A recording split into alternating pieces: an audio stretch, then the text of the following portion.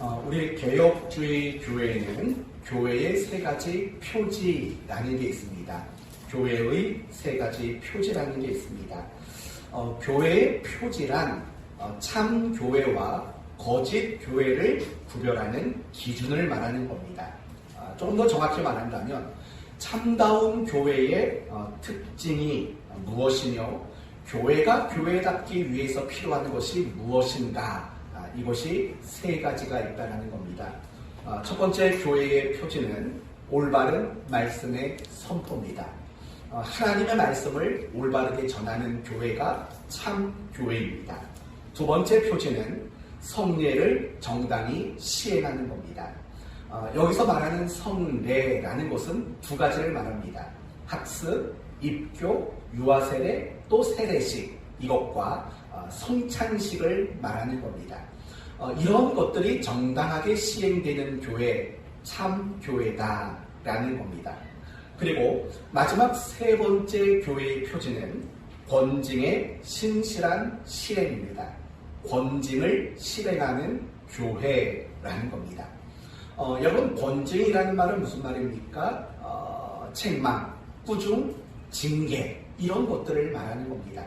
참다운 교회는 성도들이 말씀에서 벗어나고 또 성례에 어긋나는 행위를 하고 그 밖에 범죄를 저지를 때마다 그에 상응하는 징계를 시행하는 교회, 그 교회가 참다운 교회다라고 얘기를 합니다. 예를 들면 범죄의 정도에 따라서 이런 징계를 합니다. 견책, 야단치면서 꾸중하는 견책, 근신의 처분, 근신, 맡겨진 일들을 잠시 놓아두고 생각하고 반성하는 시간을 주는 것, 정직, 이거는 직분을 정지시키는 겁니다. 유기정직이 있고 무기정직이 있습니다. 유기정직이란 일정 기간 동안 그 직분을 정지시키는 겁니다.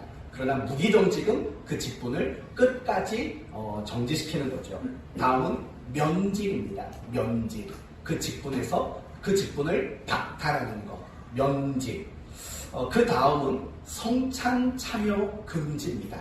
교회가 행하는 성찬에 참여하지 못하도록 만드는 조치. 그리고 다음은 제명입니다. 제명.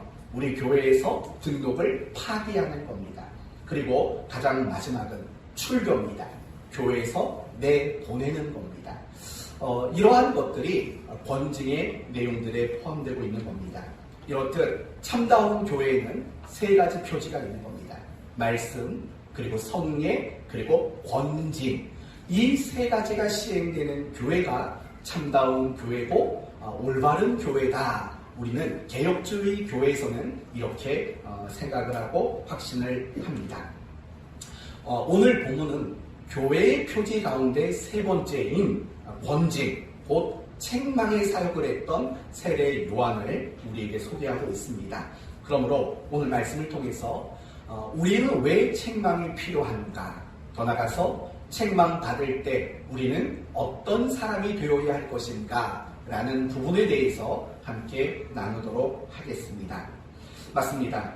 세례 요한의 주된 사역이 있다면 그건 바로 책망하는 사역이었습니다.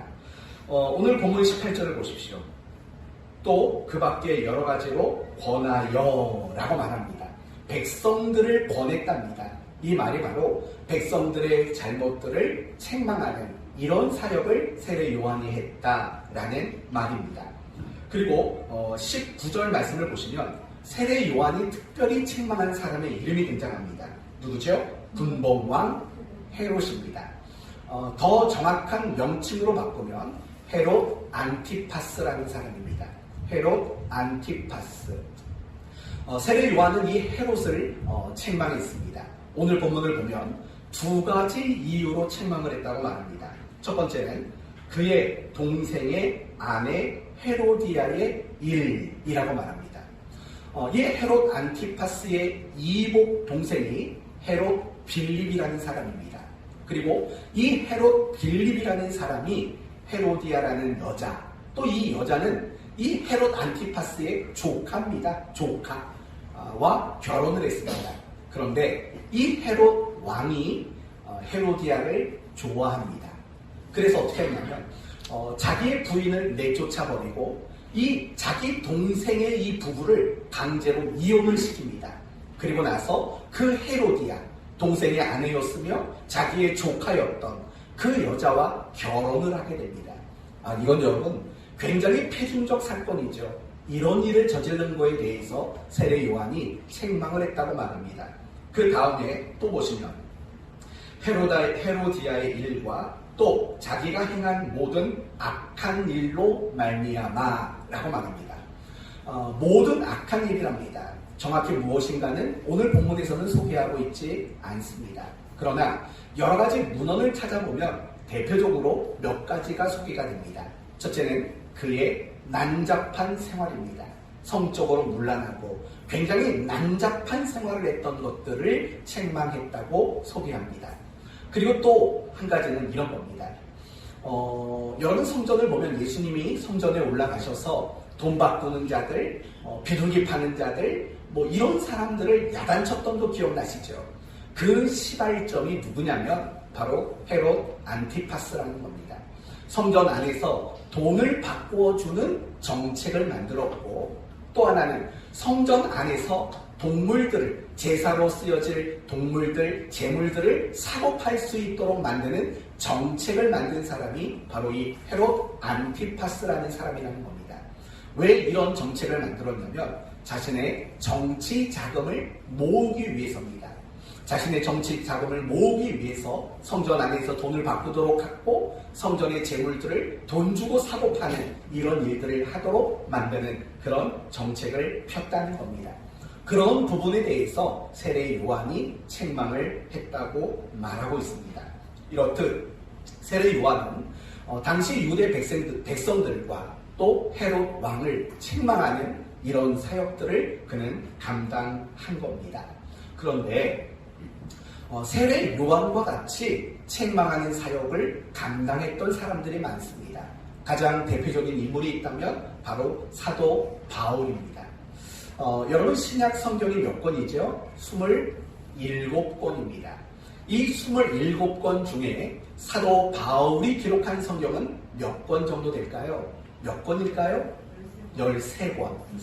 히브리서까지 포함을 한다면 14권입니다.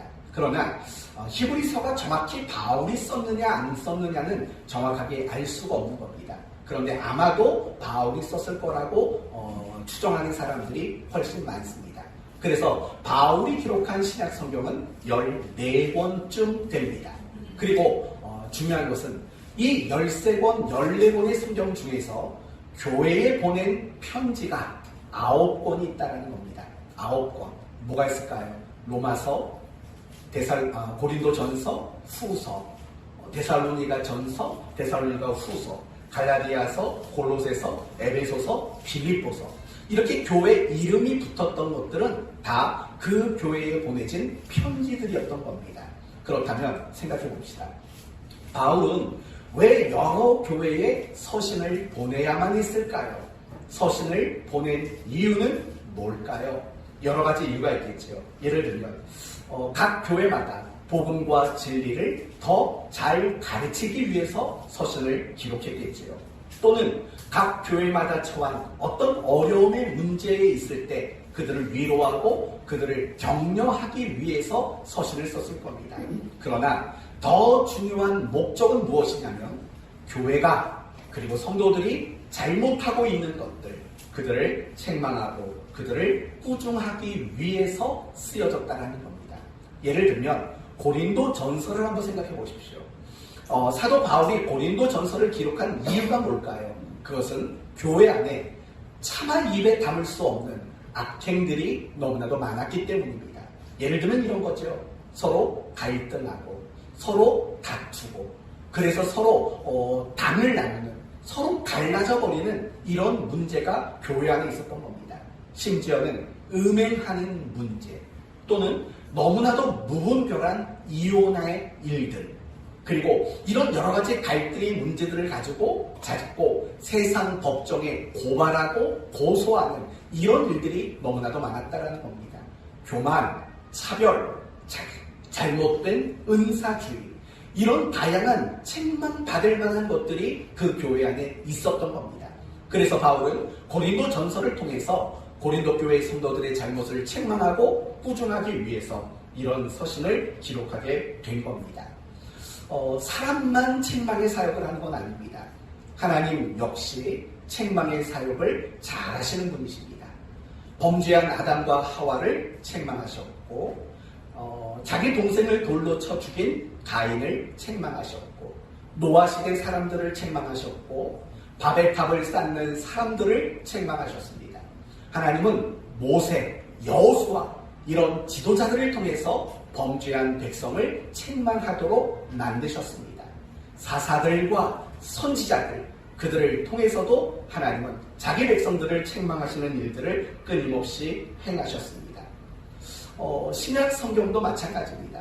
예수님께서 사역하셨을 때 하셨던 사역 가운데 하나는 반드시 책망 사역이었습니다.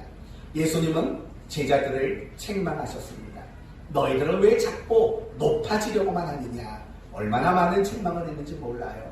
많은 사람들을 책망하셨고 더 나아가서 바리새인과 서기관 그리고 사두개인들, 대제사장들 이런 종교 지도자들 역시 예수님은 책망하셨습니다. 그리고 요한계시록을 보면 소아시아의 7 교회를 향해서도 주님은 책망하시는 사역들을 이어가고 있는 것들을 우리는 보게 됩니다. 이렇듯이 성경을 보면 많은 하나님의 사람들이 책망의 사역을 감당했고 또한 하나님 역시도 책망의 사역을 끊임없이 감당했던 것들을 우리는 보아 알 수 있는 겁니다. 그렇다면 여기서부터 우리는 이제 고민을 하기 시작해야 합니다. 과연 이런 책망이 의미하는 것들은 무엇인가 생각해 봐야 합니다. 왜 성경은 이렇게 책망이라는 것을 중요한 사역으로 이야기하고 있을까요? 이 책망이 의미하는 바는 과연 무엇일까요? 바로 이런 것들이죠. 우리가 비록 하나님의 백성이 되었고 믿음으로 말미암아 의로워졌고 하나님의 자녀가 되었다 할지라도 우리는 여전히 완전하지 않다라는 겁니다. 우리는 완전하지 않고 우리는 여전히 부족한 것이 많은 사람이라는 것을 우리에게 교훈하고 있는 겁니다. 여러분에게 한번 물어볼까요? 여러분은 완전하십니까? 어때요? 완전하세요?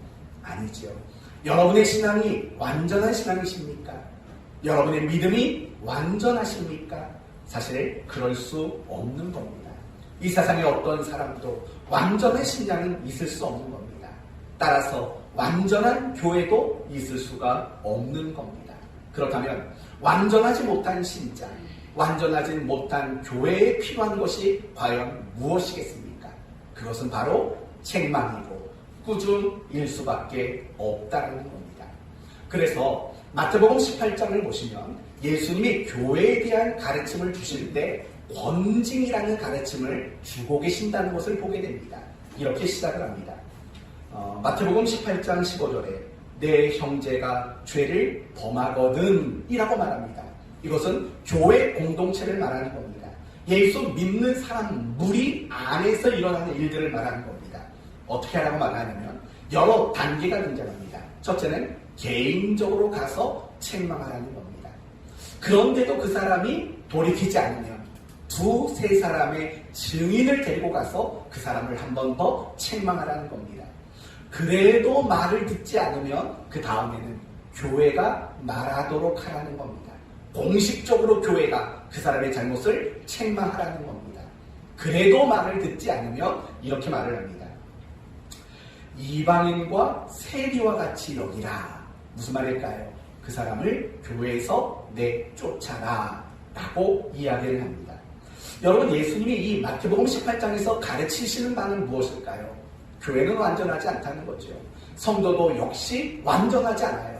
그렇기 때문에 끊임없이 책망을 받아야 하고 또한 꾸중을 받아야 하는 존재라는 것을 명확하게 말씀해주고 있다는 겁니다.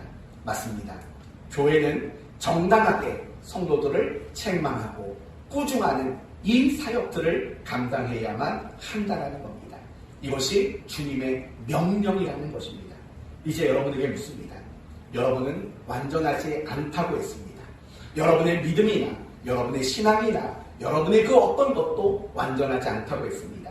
그렇다면 여러분 스스로 나는 끊임없이 책망받아야 할 사람이라는 것을 과연 인정하십니까? 아멘. 예, 고맙습니다. 그러면 또 하나 물어봐야죠. 그러면 끊임없이 책망받고 꾸중받기를 원하십니까? 아멘. 네, 그러셔야 합니다. 근데 여러분, 사실은 안타까운 것은 뭐냐면 많은 성도들이요, 교회 안에서 자신의 잘못을 책망받고 꾸중받는 것을 전혀 원하지 않는다라는 겁니다. 원하지 않아요. 책망받고 꾸중받는 걸 원하지 않아요. 그래서인지 오늘날 교회는 성도들을 책망하고 성도들을 꾸중하는 이 권징의 사역을 거의 내려놓았습니다. 여러분 한번 뒤돌아보십시오. 여러분이 지금까지 신앙생활 하시면서 교회가 공식적으로 성도를 권징하는 것을 보신 적 있으십니까? 전 지금까지 딱 2번 봤습니다. 제가 30년 목회를 하는 가운데 딱 2 교회에서 공식적으로 권징하는 것을 봤습니다. 하나는 들어서 알았고 하나는 이거 둘 다 들어서 알았네요. 첫 번째 경우는 이런 겁니다. 뭘 잘못했는지 몰라요. 우리 교회 성도도 아니니까 제가 섬겼던 교회 성도도 아닌데 어떤 성도가 상담받겠다고 찾아와서 상담을 하다 알게 됐어요. 저한테 뜬금없이 이렇게 말하더라고요. 제가 사실은 권징을 받아서 성찬에 3년 동안 참여하지 못합니다. 뭘 잘못하셨길래요? 물었는데 끝까지 대답을 안 했어요. 뭔지는 몰라요. 저는 그런데 교회가 그렇게 3년 동안 성찬에 참여하지 말라고 권징을 내렸다는 그 교회가 있다는 게 굉장히 놀랐어요. 또 한 케이스는 제가 섬겼던 교회인데 장로님이 이 고양시 어떤 문화에 관련된 협회장이었던 것 같아요. 그런데 행주산성에서 무슨 제사를 드리는 기념식이 있었나 봐요. 장로님이 거기 회장이니까 참석했겠죠. 그리고 뭐 이렇게 돼지머리 같은 거 갖다 놓은 데다가 절을 했어요. 근데 또 그게 공교롭게도 사진이 찍혀서 신문에 나왔어요. 고양시 신문에 그게 나온 거예요. 성도가 그 신문을 보고 그 이야기를 교회에 전달했어요. 그리고 결국에는 교회가 장로 면직 처분을 하는 그런 경우를 봤어요. 그런데 나중에는 그 면직을 당하니까 장로님이 교회를 그냥 나가버리셨어요. 여하튼 교회가 공식적으로 권징을 하는 것들을 참 보기가 어려워요. 여러분도 신앙생활을 오래 했으니까 여러 교회를 보셨잖아요. 그쵸? 많은 교회를 거쳐보셨잖아요. 만약에 여러분이 섬겼던 교회 가운데요, 공식적으로 성도들의 잘못을 책망하고 그 사람에게 권징을 하는 것을 혹시 보신 적이 있나요? 그런 경우 보기가 참 어렵다고요. 저 같은 경우도 마찬가지예요. 우리 교회가 15년이 됐잖아요. 저는 한 번도 공식적으로 권징을 한 적이 없어요. 집사님, 1년 동안 성찬 참여하지 마십시오. 이런 말 해본 적이 없다고요. 집사님, 1년 동안 집사 직분 내려놓으십시오. 라고 말한 적도 없어요. 나가십시오. 라고 말해본 적도 없어요. 이유가 뭘까요? 둘 중에 하나겠죠. 여러분이 완벽했다던가 아니면 제가 똑바로 목회를 못했다던가 둘 중에 하나일 겁니다. 어느 쪽일까요? 여러분 완벽하셨나요? 아니죠? 그럼 제가 목회를 똑바로 못한 겁니다. 사랑으로 좋게 이렇게 넘어가다 보니까 저도 역시 권징이라는 것을 해본 적이 사실은 없습니다. 이것이 우리 교회만의 문제는 아니에요. 한국 교회 모두의 문제인 거예요. 한국 교회는 권징하지 않아요. 그 결과가 뭔지 아세요? 성도들이 죄를 짓는 것 자체를 두려워하지 않아요. 죄를 두려워하지 않는다고요. 신앙이 병들게 되고 신앙이 변질하게 돼요. 그 결과는 결국 세상에서 비난을 받아 마땅한 모습으로 전락하고 말았다라는 거예요. 우리는 끊임없이 세상에서 비난의 소리를 듣고 있어요. 예를 들면 이런 거죠. 아유, 교회가 다 기복주의 신앙이야. 교회가 어떻게 저렇게 물량주의에 빠졌어. 또는 세속적이야. 세상과 별로 다를 게 없어. 예수 믿는 것들이 다 왜 저 모양이야. 우리는 이런 비난을 받는다고요. 근데요, 정말 마음이 아픈 게 뭔지 아세요? 우리가 그런 비난을 받고 그런 손가락질을 당하고 있지만 아니라고, 다 오해라고 이렇게 말하지 못한다는 게 안타까운 거예요. 왜냐하면 세상 사람들이 우리를 비난하는 것이 자신들의 생각을 더 첨가했긴 했겠죠. 그러나 틀린 말 하는 것 같지는 않아 보이기 때문에 그래요. 사랑하는 성도 여러분, 이렇게 된 이유는 다른 게 아니에요. 교회가 권징을 시행하지 않았기 때문이에요. 성도들이 책망받는 거, 꾸중 듣는 거 싫어해요. 이런 마음을 먹더라고요. 아니, 내가 직장에서도 상사들한테 꾸중 맞고 맨날 야단맞는데 내가 교회까지 가서 책망을 받아야 돼? 내가 교회까지 가서 야단을 맞아야 돼? 라는 생각을 성도들은 가지고 있다고요. 그건 틀린 거예요. 분명히 교회가 교회답기 위해서는 반드시 여러분의 잘못에 대한 권징을 받을 만한 마음이 있어야 돼요. 교회는 반드시 권징이라는 것을 시행해야 마땅한 거예요. 그러나 한국 교회가, 물론 한국 교회만의 문제는 아닐 거예요. 전 세계 교회가 가지는 치명적인 약점이 있어요. 그게 뭔지 아세요? 시스템의 문제예요. 여러분, 카톨릭은요, 각 동마다, 지역마다 하나씩만 있어요. 뭐 천주교 마구성당, 백석성당, 후곡성당, 능곡성당, 그 지역에 하나씩만 있다고요. 이게 무슨 말인 거 아니? 이사를 가더라도 이 전출서를 가지고 가야 되는 거예요. 내가 여기 교회에서 신앙생활을 이만큼 했다. 이제 그쪽으로 호적을 옮긴다라는 호적을 파가는 일들이 이루어진다고요. 그런데 한국 교회는 그게 불가능해요. 그렇죠? 교회가 야단을 치고 책망을 하면 너무 간단하게 여기만 교회 있나? 하고 나가버린다고요. 근데 나가버리면 다른 교회에서는 환영을 한다고요. 그렇지 않을까요? 그런 일들이 있기 때문에 사실은 권징하는 것들이 이루어지지 않는 거고, 설령 권징을 한다고 해도 그것이 별로 큰 의미가 없게 되고 마는 이런 구조적인 문제들이 분명히 있다고요. 그래서 한때는요, 한국 교회가 우리도 체계적으로 하자. 뭐 어떤 사정이 있어서 교회를 옮기게 되면 그 정보를 온라인으로 공유해서 넘어가는 교회에 전달하고 그거 없이는 성도를 안 받자, 이런 식의 이야기가 잠깐 오고 간 적이 있어요. 그런데 금방 없어지고 말았어요. 안 되고 말았어요. 아니, 그런 거죠. 아니, 우리 교회 성도 오겠다는데 누가 그거를 뭐 거절하겠냐고요. 라는 생각들이 있는 거죠. 사랑하는 성도 여러분, 우리는 분명히 신앙생활을 오래 했어요. 오래 했어요. 그런데도 우리는 불완전해요. 우리는 아직도 부족한 게 너무나도 많아요. 그래서 끊임없이 책망과 꾸중을 받아야 돼요. 여러분, 우리 사랑하는 교회를 위해서 기도할 때, 그리고 특별히 저를 위해서 기도할 때 이 권징의 사역을 할 수 있도록 기도해 주십시오. 사실은 아직도 선뜻 용기가 나지는 않아요. 제가 여러분을 볼 때 집사님 면직입니다. 이거 과연 할 수 있을까라는 생각이 들어요. 그래도 하려고 노력은 해야겠죠. 그렇지만 제가 더 중요하게 생각하는 것은 이런 것들이에요. 사실은 이 설교 시간이 권징의 시간이 되어야 된다고요. 물론 설교를 통해서 여러분은 위로를 받아야 될 때도 있어요. 여러분은 설교를 통해서 어떤 소망을 받고 격려를 받아야 할 때도 있어요. 그러나 원칙상 설교는 사실은 권징의 시간이 되는 것이 마땅하다는 것을 아셔야 돼요. 우리가 하나님의 말씀을 듣는 것은 뭘까요? 내가 모르기 때문에 듣는 게 아니에요. 내가 그렇게 살지 않기 때문에 하나님의 말씀을 듣는 거라고요.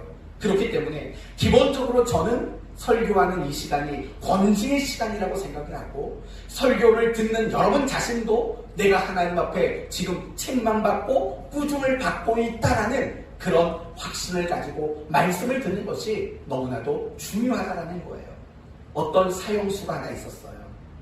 사형이 집행되기 직전에 가족들을 만나는 마지막 시간이 있었어요. 이 사형수가 사형을 집행하는 그 사람들에게 이렇게 말했어요. 제 어머니와 마지막으로 입맞추게 해달라고 부탁을 했다고요. 허락을 했어요. 그리고 사형수가 마지막으로 어머니와 입을 맞췄어요. 그런데 그 순간 사형수가 어머니의 입술을 물어 뜯었대요. 너무 끔찍한 일이잖아요. 그러면서 이렇게 말했다요. 어머니는 내가 어릴 때부터 남의 물건을 가지고 집에 올 때 내가 거짓말을 하고 못된 짓 했을 때에도 늘 웃으면서 괜찮다고 말했습니다. 내가 이렇게 사형수가 된 것은 바로 어머니의 입술 때문입니다. 라고 말했다라는 이야기가 있어요.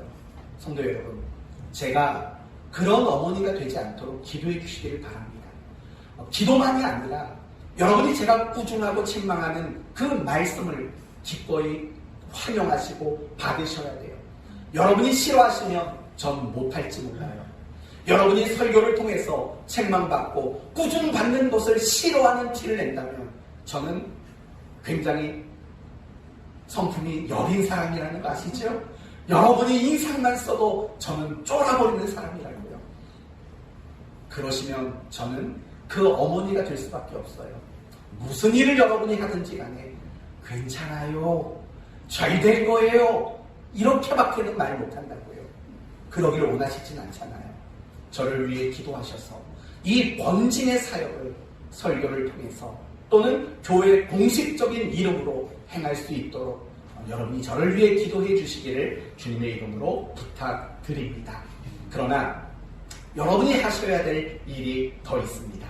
그것은 책망과 꾸중을 기꺼이 받을 줄 아는 성도가 되실 수 있어야 합니다. 잠언서 12장 1절에 이런 말이 있어요.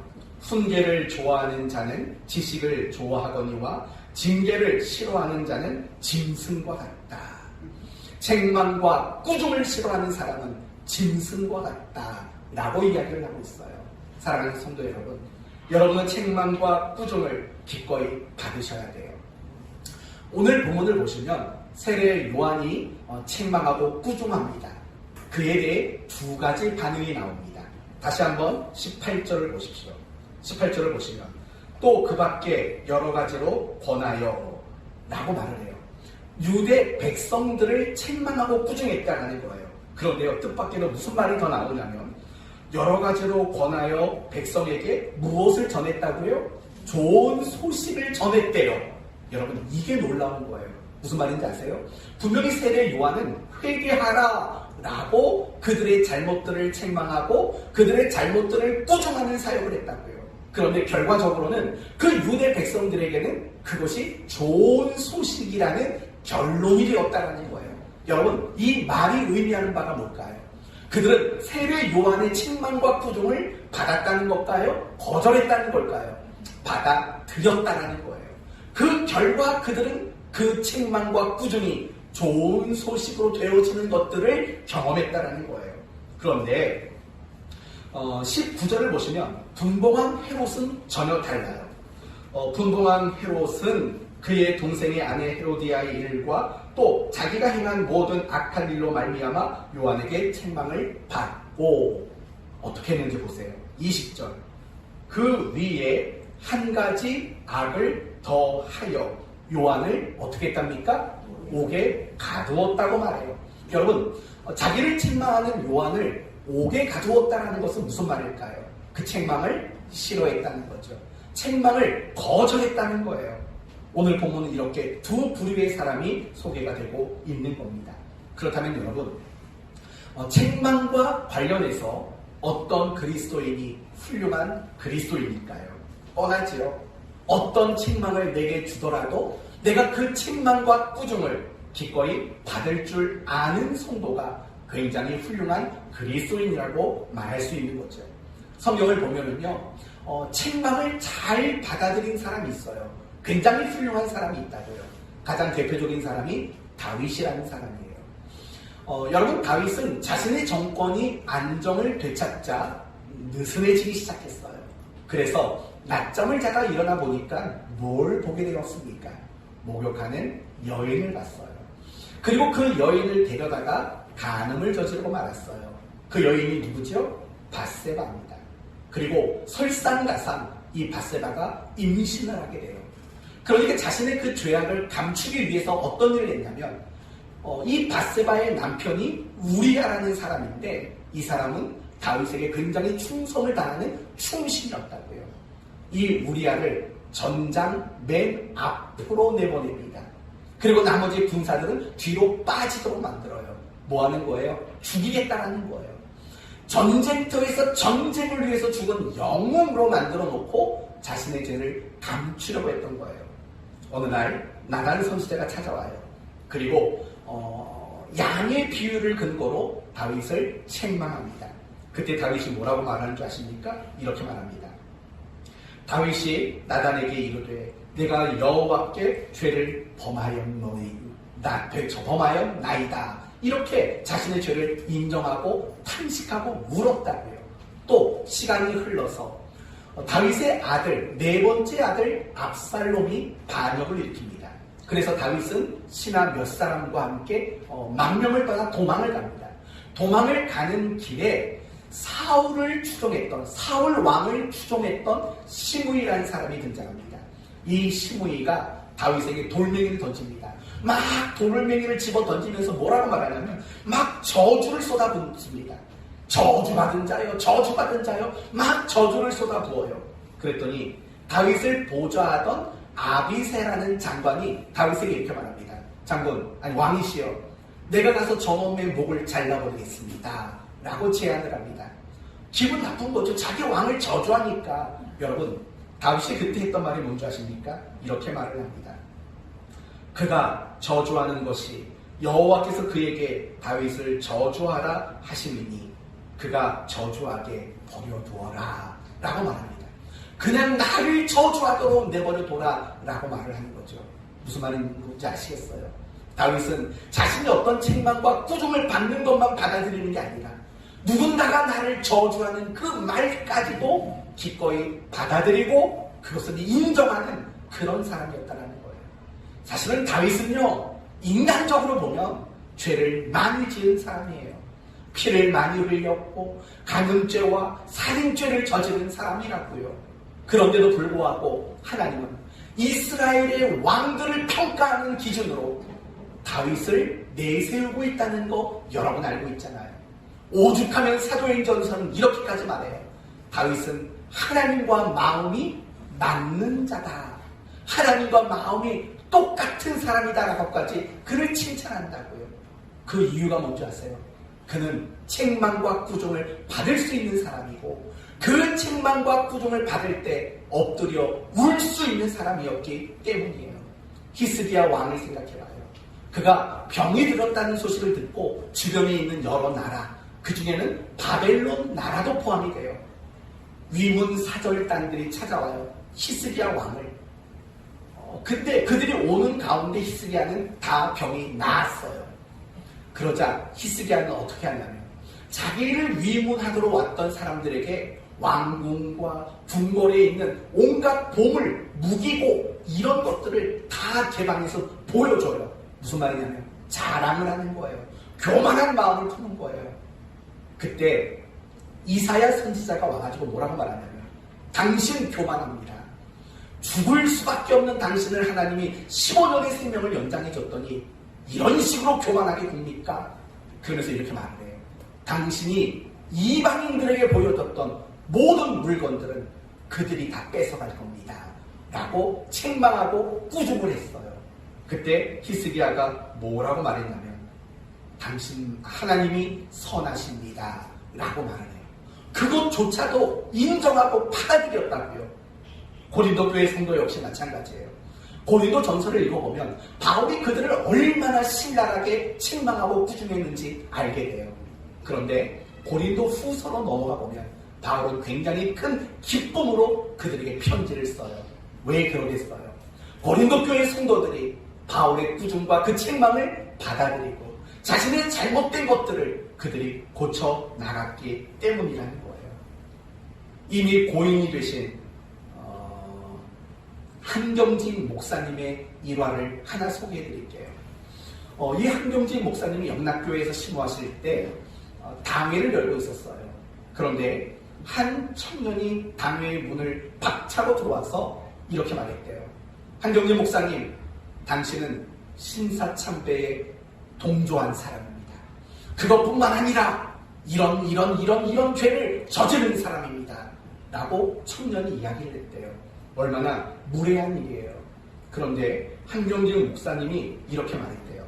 다 맞습니다. 그러나 당신이 말한 것보다 나는 더 많은 죄를 저질렀습니다. 하며 단회에서 우셨대요. 눈물을 흘리면서 그런 자기 고백을 하셨대요. 훌륭하신 분이에요. 그분은 정말 신사참배에 함께 하신 분 맞아요. 잘못된 행동한 거예요. 그러나 저는 그분이 훌륭하다고 생각해요. 왜냐하면 자신이 그 잘못을 인정하고 회개할 수 있는 사람이었기 때문이라는 거예요. 이렇듯이 자신의 잘못을 인정하고 누군가가 나를 꾸중하고 누군가가 나를 책망할 때 그것을 받아들일 수 있는 사람, 그 사람이 정말 훌륭한 그리스도인이에요.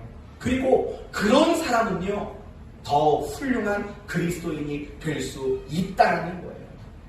그런데도 불구하고 이미 여러분에게 말씀을 드린 것처럼 자신의 잘못을 누군가가 책망하고 꾸중하면 그걸 너무 싫어해요.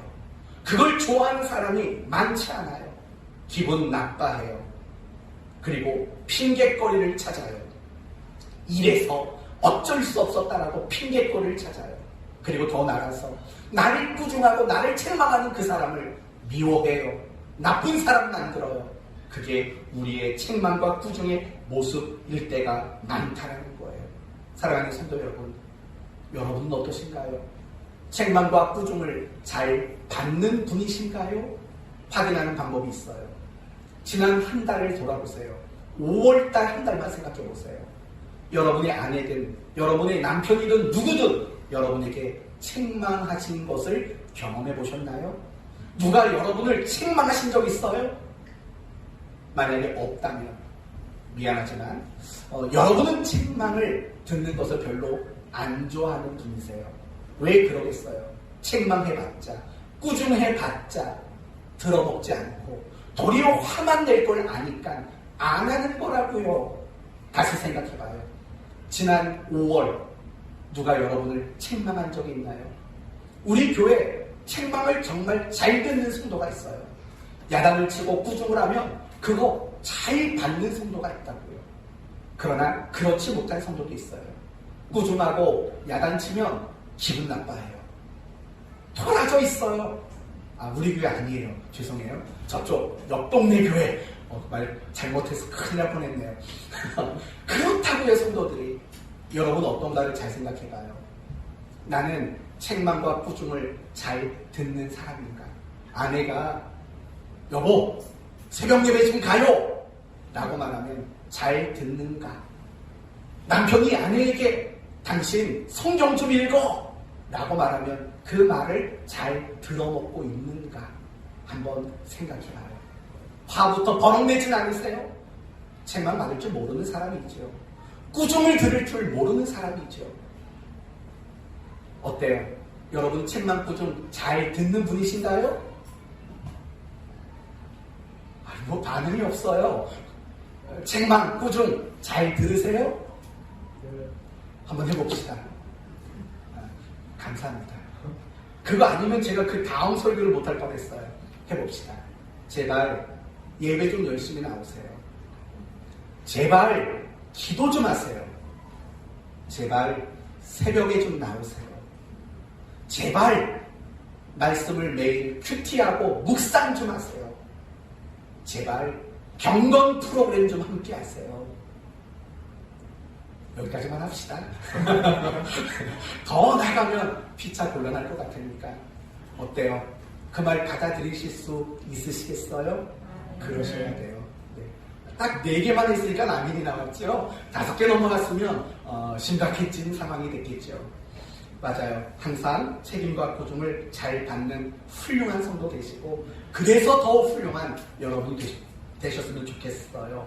그런데요. 이 책망과 꾸중과 관련해서 한 가지 더 생각해야 될 게 있어요. 때로는 억울한 책망을 받을 때가 있어요. 그렇죠? 아이 둘 키우는 부모들이 그런 걸 많이 보셨을 거예요. 아이 둘이 막 싸워요. 그러면 부모가 와서 뭐라고 하냐면 이게 언니가 돼가지고 오빠가 돼가지고 맨날 그렇게 야단을 치잖아요. 그러면 언니 오빠는요 늘 억울해요. 맨날 난 억울한 꾸중만 받고 억울한 책망만 받는다고 생각해요. 그런데 그게 어른들도 마찬가지인 거예요. 때로는 누군가가 나에게 좋은 의도로 책망하고 꾸중을 해요. 그런데 그게 억울하게 느껴질 때가 있어요. 그렇죠? 나는 아닌데. 또는 내가 설령 뭐 어떤 잘못을 했다 쳐도 그렇게까지 꾸중받을 건 아닌데 지나치게 나를 꾸중한다라고 느껴질 때가 있어요. 그렇죠? 있어요. 미국에서 정말 실제로 있었던 일입니다. 미국으로 이민 간 한 목사님이 이민교회를 개척했어요. 그리고 15년 동안 정말 열심히 교생하시면서 사역을 했어요. 그러다 15년쯤 지나니까 교회가 안정을 찾았어요. 성도들과 함께 야유회를 떠났어요. 바베큐 파티를 하러 나간 거예요. 바베큐를 담당했던 남자 집사님이 숯에 불을 붙이려고 하니까 이 라이터가 없는 거예요. 불이 없는 거라고요. 그래서 성도들에게 물어봤죠. 문 집사님, 이 집사님, 임 목사님, 최 집사님, 라이터 좀 줘보세요. 여러분 같으면 거기서 그걸 꺼내놓겠습니까? 그걸 꺼내놓는 게 웃긴 거잖아요. 설령 그냥 가지고 온 거예요. 전혀 담배와 관련이 없어요. 그게 언제서부터 누가 꺼내놓겠냐고요. 오해받기 딱 십상이잖아요. 그래서 아무도 꺼내놓지 않았어요. 그런데 뜻밖의 인물이 꺼내놨어요. 목사님의 아들이에요. 목사님의 아들이 교회 오다가 뭐 홍보한다고 이렇게 주는 걸 받아서 챙겨놓은 게 있었던 거예요. 그걸 집사님에게 아무 생각 없이 내놨다고요. 여기 있어요 집사님. 야외가 무사히 끝나고 집에 갔는데 이 남자 집사님 부인에게 이렇게 말했대요. 여보, 목사님 아들을 위해서 기도해야겠어. 근데 부인이 깜짝 놀라서 왜요? 담배 피는 것 같아. 이런 말을 했다고요. 이 말을 들은 부인 집사님이 굉장히 심각해져가지고 교회 어떤 권사님한테 전화를 한 거예요. 권사님, 목사님 아들을 위해서 기도하셔야겠어요. 왜요? 담배를 못 끊는 것 같아요. 이렇게 말이 와전이 되는 거예요. 이 권사님이 장로님한테 전화를 한 거예요. 장로님, 목사님 아들을 위해서 기도하셔야겠어요. 왜요? 대마초를 하는 것 같아요. 이렇게 된 거예요. 그러니까 교회가 지금 뒤집어지고 있는 거예요. 장로님들이 빨리 수습하려고 목사님 아들을 몰래 불렀어요. 담임 목사님에게 말하지 않고 다그쳤죠. 야, 너 대마초 피냐? 너 그런다던데? 얘기를 하면서 너 그때 야유회 갔을 때 라이터 나온 거 그거 뭐냐? 그 얘기를 듣고 목사님 아들이 웃으면서 말했대요. 그거요? 뭐 길거리에서 홍보한다고 주길래 그 받아온 것 뿐이에요. 전 절대 그런 거 없어요. 얘기를 했어요. 근데 장로님들이 끝까지 안 믿어줬어요. 인정해. 너가 인정하고 회개하면 용서해 줄게. 아니라고요. 너 안 되겠다. 이런 식으로 나가는 거예요. 거기서 꾸중을 듣고 목사님 아들이 화가 나가지고 차를 몰고 운전을 하다가 사고 나서 죽었어요. 그리고 그 얘기가 목사님께 결국 알려졌고 목사님은 상처받고 교회 사역을 그만둔 경우가 실제로 있었다고 합니다. 여러분, 이 아들 목사님이래요. 목사님 아들 입장에서는요 얼마나 억울했겠냐고요. 그쵸? 억울한 책망을 받은 거라고요. 그런데 여러분, 우리도 그렇게 억울한 책망을 받을 때가 있어요. 억울하게 야단을 맞을 때가 있다고요. 억울하게 지적질을 당할 때가 있다고요.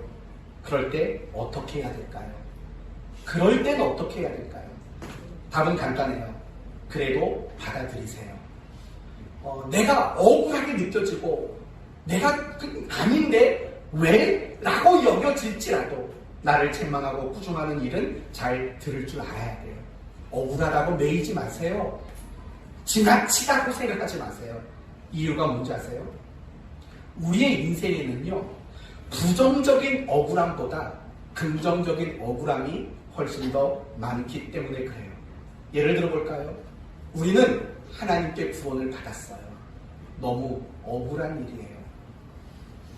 이렇게 생각해 보신 적 없으세요? 내가 하나님께 구원받은 그 일 사실은 너무 억울해요. 왜 억울할까요? 나는 구원받을 자격이 없어요. 난 하나도 의롭지 않아요. 근데 자꾸 자꾸 하나님은 나를 의롭다고 말해요. 진짜 억울한 거예요. 그렇죠. 억울하잖아요. 난 아직도 죄인인데, 난 아직도 신앙생활을 제대로 못하는데 자꾸 내 아들아, 내 딸아, 내가 사랑한다, 의인이다, 자꾸 우리한테 그렇게 말하는 거 진짜 억울한 일이에요. 하나님이 우리에게 끊임없이 은혜와 사랑과 복을 주시는 것도 사실은 너무 억울해요. 왜냐하면 나는 그렇게 은혜 받을 만한 모습이 아니고 복 받을 만한 모습이 아닌데 자꾸 주니까 너무 억울해요. 저도 마찬가지예요. 제가 목사라고 성도들이 사랑해주고 지극정성 저를 대접해주는 걸 보면 억울해요. 훌륭한 목사도 아니고 설교를 짧게 하는 것도 아니고 부드러운 설교하는 것도 아니고 그런데도 늘 웃으면서 목사님 기도하고 있어요. 힘내세요. 막 성도들이 그런 문자를 보내주고 막 그러면 억울해 죽겠어요. 그럴 자격이 없는데 자꾸 대접해주니까 억울하다고요. 어떠세요, 여러분? 우리에게는 이런 긍정적인 억울한 것들 없을까요? 생각해봐요. 이런 긍정적인 억울함 우리에게는 얼마나 많은지 몰라요.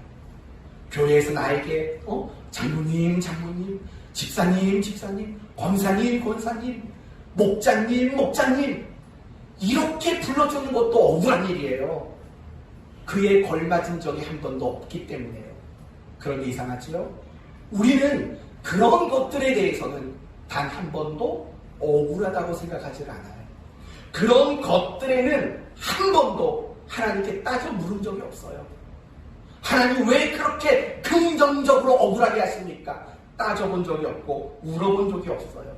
그런데 이상하게 누군가가 조금만 더 과하게 나를 꾸중하고 지적하면 그건 그렇게 억울해요.